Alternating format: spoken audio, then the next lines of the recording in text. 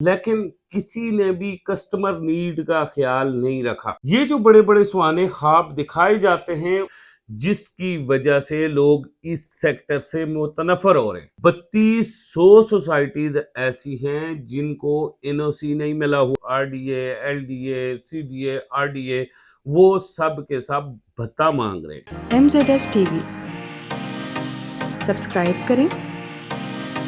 یہاں آپ کو روزانہ کی بنیاد پر آپ کی پلاٹ کی تازہ ترین اپڈیٹ اور پراپرٹی مارکیٹ کے اتار چڑھاؤ کی خبریں ملیں گی۔ بسم اللہ الرحمن الرحیم۔ السلام علیکم ناظرین، میرا نام کامران خان اور آپ دیکھ رہے ہیں MZS یوٹیوب ولاگ۔ خوش آمدید کہتا ہوں۔ آج بات کروں گا کہ پراپرٹی پاکستان میں کریش کیوں ہوئی اور اس کی اصل وجہ کیا ہے۔ اس وقت کم و بیش پورے پاکستان میں 10,000 سے زائد سوسائٹیز کریش ہو چکی ہیں۔ وہ جو نئی بن رہی تھی اور بکنگ ہو رہی تھی، ان کے کریش ہونے کی وجوہات کیا ہیں۔ آپ تمام دوستوں سے گزارش ہے کہ اس ویڈیو کو آپ نے مکمل دیکھنا ہے اور چیک کرنا ہے کہ آپ کی جو فائل ہے وہ کون سی سوسائٹی میں بک ہے، اور کیا اس کے اوپر بھی واقعی یہی زوال ہے جو میں بتا رہا ہوں، یا اس سے کوئی الگ کہانی ہے۔ تو پھر آپ نے کمنٹ میں ضرور بتانا ہے۔ آگے جانے سے پہلے آپ تمام دوستوں سے گزارش ہے ہمارے اس چینل کو سبسکرائب کریں، ویڈیو کو واٹس ایپ کے ذریعے اپنے دوستوں کے ساتھ ضرور شیئر کیا کریں ہماری، اور ویڈیو کو لائک بھی کریں اور چینل کو سبسکرائب بھی کریں، اور کامنٹ میں فیڈ بیک ضرور دیا کریں۔ آئیے چلتے ہیں آج کے ٹاپک کی طرف۔ جیسا کہ آپ جانتے ہیں کہ پراپرٹی کو دنیا بھر میں ایک بیسٹ انویسٹمنٹ سمجھا جاتا ہے، اور دنیا بھر کے امیر ترین لوگوں کی 90% جو اثاثہ ہے وہ پراپرٹی میں انویسٹ کیا گیا ہے۔ لیکن بدقسمتی سے پاکستان میں ایسا نہیں ہوا۔ ضرور پاکستان میں بھی مالدار لوگ پراپرٹی میں انویسٹ کرتے ہیں، لیکن اس انویسٹمنٹ میں سے فائدہ اٹھانے والے صرف چند ہی لوگ ہیں۔ یعنی کہ اگر تناسب کے حساب سے اس کا اندازہ لگایا جائے تو 0.5% یا 0.7% لوگ تو فائدہ اٹھا رہے ہیں، اور باقی سب کے سب لوگ نقصان میں۔ اس کی وجوہات کیا ہیں؟ کیا کبھی ان وجوہات کی طرف ہم نے توجہ دی ہے؟ ہم سب یہ جانتے ہیں کہ پراپرٹی کی انویسٹمنٹ 5 سٹیجز کی ہوتی ہے، لیکن پاکستان قدرے پچھلے 27 سال سے پہلی سٹیج میں ہی رکا ہوا ہے۔ آپ جانتے ہیں کہ 2002 میں ریئل اسٹیٹ کا یہ نیا انقلاب آیا، یعنی کہ بیریا ٹاؤن نے اپنا پہلا فیز راولپنڈی میں لانچ کیا، اور اس کے ساتھ پاکستان بھر میں پراپرٹی کا بزنس سٹارٹ ہو گیا۔ ہر وہ شخص جس کے پاس 2,000 3,000 5,000 کنال زمین تھی، یا وہ مالدار تھا، زمین خرید سکتا تھا، تو اس نے سوسائٹی لانچ کر دی۔ لیکن دوسری طرف 2002 کا ایکٹ تو نافذ کر دیا گیا، لیکن جو ادارے بنائے گئے ان اداروں نے کام نہ کیا۔ یعنی کہ پہلے سٹیج پہ اگر پراپرٹی جو آج ناکام ہے، اور پراپرٹی جو آج کریش ہے اتنے بڑے پیمانے پہ، اس کا اگر پہلا سٹیج دیکھا جائے تو وہ ادارے جو پراپرٹی کی مینجمنٹ کے لیے اتھارٹیز بنائی گئی تھی، وہ نااہل رہیں اور وہ ناکام رہیں مکمل اپنی ذمہ داریاں سنبھالنے میں۔ یہی وجہ تھی کہ پاکستان میں 2002 کے بعد ہزاروں سوسائٹیز لانچ ہوئی، لیکن ان میں سے ہزاروں سوسائٹیز کم از کم اگر لانچ ہوئی تو 100 یا 200 سوسائٹی ایسی ہوگی جس نے کمپلیٹ 5 سٹیجز کیے ہوں گے ریئل اسٹیٹ کے، اور وہاں کے لوگ اب منافع کما رہے ہوں گے۔ لیکن باقی جتنی کی جتنی سوسائٹیز ہیں ان کے لوگ یا تو ابھی تک پھنسے ہوئے ہیں، یا ڈیولپر اس دنیا سے چلے گئے ہیں اور وہ بیٹھے ہوئے بددعائیں دے رہے ہیں۔ پاکستان میں ہمیشہ سے جب بھی کسی بھی شخص نے سوسائٹی لانچ کی تو پہلے تو بکنگ سٹارٹ ہو گئی، اور بکنگ چھوٹے موٹے ڈیلر سے لے کے بڑی بڑی ریئل اسٹیٹ کمپنیز نے سٹارٹ کر دی، لیکن کسی نے بھی کسٹمر نیڈ کا خیال نہیں رکھا۔ کسی نے یہ نہیں سوچا کہ یہ جو اوورسیز پاکستانی یا پھر لوکل شخص ہم سے 5 مرلے کا پلاٹ لے رہا ہے، اس کا اصل خواب کیا ہے؟ کیا یہ انویسٹمنٹ کر کے اس کے بعد یہاں سے کمانا چاہتا ہے، یا پھر یہ شخص یہاں ارلی سٹیج میں ہی پروفٹ اکٹھا کر کے پروفٹ لے کے اس کے بعد باہر نکلنا چاہتا ہے؟ ہوا یوں کہ ابتدا میں ہی فائلز بکنگ یعنی کہ پری لانچنگ سٹیج پہ تمام کے تمام لوگ اس کمپنیز انٹر ہوئیں، اور جو ہی انٹر ہوئیں تو انہوں نے بکنگ کی، ہزاروں لوگوں کو ایک ایک سوسائٹی میں پھنسایا، اور اس کے بعد سوسائٹیز کے ایشو سٹارٹ ہو. کسی سوسائٹی کو این او سی نہیں ملا، کسی کو اگر این او سی ملا تو اس کا کنسٹرکشن کا جو پیریڈ تھا وہ لیٹ ہو گیا، کنسٹرکشن کا اگر پیریڈ کمپلیٹ ہوا تو وہاں جو بیسک کسٹمر نیڈ کی دوسری ضروریات تھی وہ نہیں پہنچ سکی.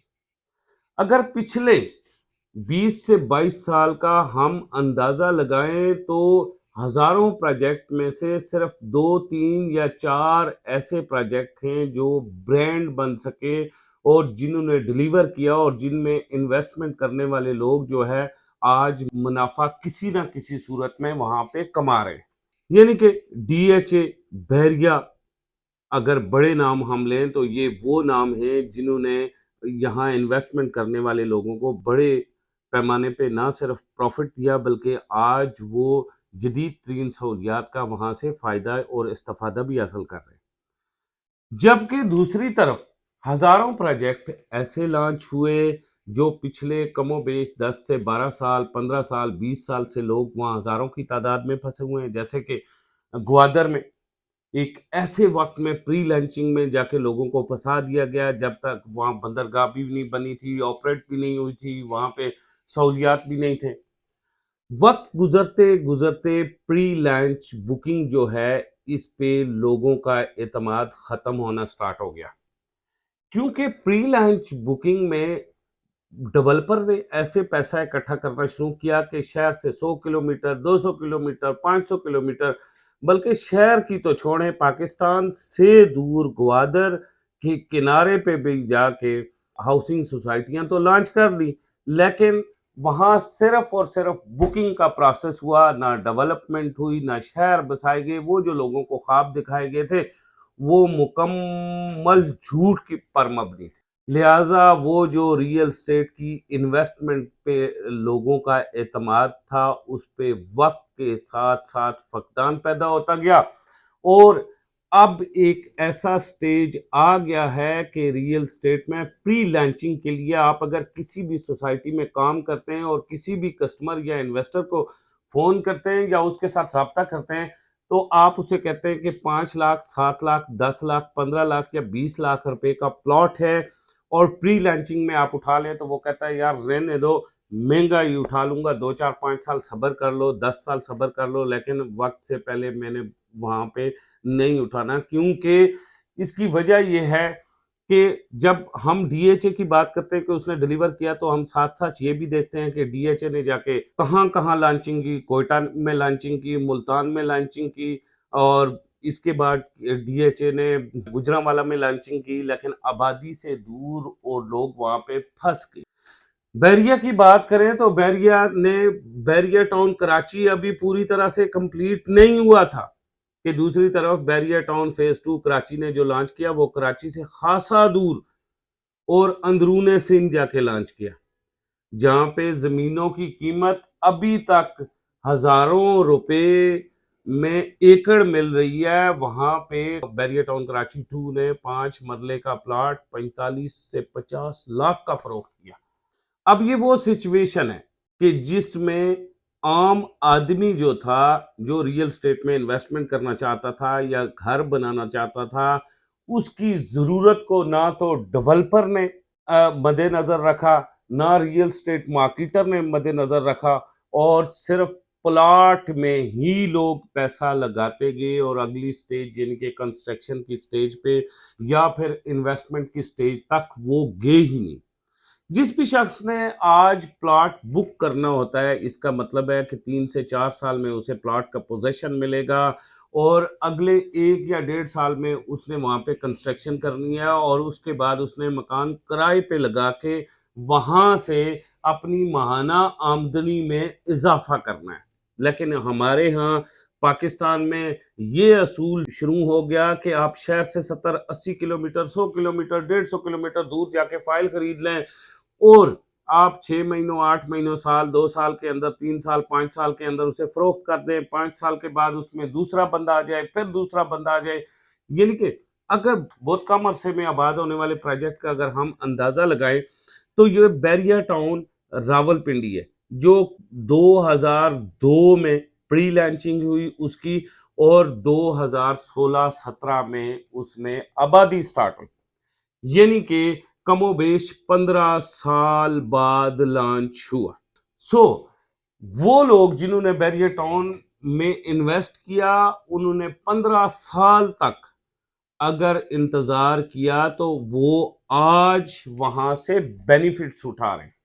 ہمارے ہاں جتنی بھی ریئل اسٹیٹ مارکیٹنگ کی کمپنیز ہیں یا پراپرٹی ڈیلرز ہیں ان سارے کے سارے لوگوں کا یہ کام ہے کہ کوئی بھی پروجیکٹ جس کا این او سی ہو یا نہ ہو اسے اٹھاتے ہیں پری لانچنگ پہ سستی فائلیں اس کی اٹھاتے ہیں لے کے کلائنٹ کے پاس چلے جاتے ہیں اور اسے بڑے بڑے سوانے خواب دکھاتے ہیں. یہ جو بڑے بڑے سوانے خواب دکھائے جاتے ہیں ان خواب کے بعد اگر کسٹمر بکنگ کرتا ہے تو وہ 6 مہینے 8 مہینے سال یا 2 سال میں اس سے بیزار ہو جاتا ہے. اور یہاں اس لیے پچھلے 20 سال سے ریئل اسٹیٹ کا جو شعبہ ہے وہ تباہی کی طرف جا رہا ہے. اصل میں اگر ریئل اسٹیٹ کی تباہی کی وجہ جانے تو وہ صرف اور صرف یہ ہے کہ سب سے پہلے حکومت اور ادارے مکمل طور پر ناکام ہو چکے ہیں. میں ان اداروں کی بات کرتا ہوں جو ریئل اسٹیٹ کی مینجمنٹ کے لیے حکومت نے تشکیل دی ہے جس کی وجہ سے لوگ اس سیکٹر سے متنفر ہو رہے ہیں. ہم ہزاروں پروجیکٹ ایسے جانتے ہیں صرف پنجاب میں 3200 سوسائٹیز ایسی ہیں جن کو این او سی نہیں ملا ہوا. میں پورے پاکستان کی بات نہیں کرتا. اور ان 3200 سوسائٹیز کے پاس زمین موجود ہے ان کے لے آؤٹ پلانز موجود ہیں ماسٹر پلانز موجود ہیں لیکن انہیں صرف اور صرف این او سی اس وجہ سے نہیں مل رہا کہ وہاں کی جو اتھارٹی ہیں just like R D A L D A C D A R D A وہ سب کے سب بھتہ مانگ رہے ہیں.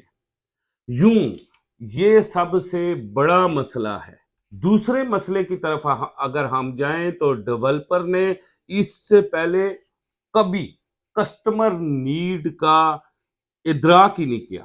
انہوں نے پروجیکٹ لانچ کرنے سے پہلے کسٹمر نیڈ کا سوچنے سے زیادہ بہتر یہ سوچا کہ ہم کتنی فائلز بیچیں گے کتنا پروفٹ ہوگا کتنی زمین خریدیں گے اور کب تک ڈیلیوری دیں گے.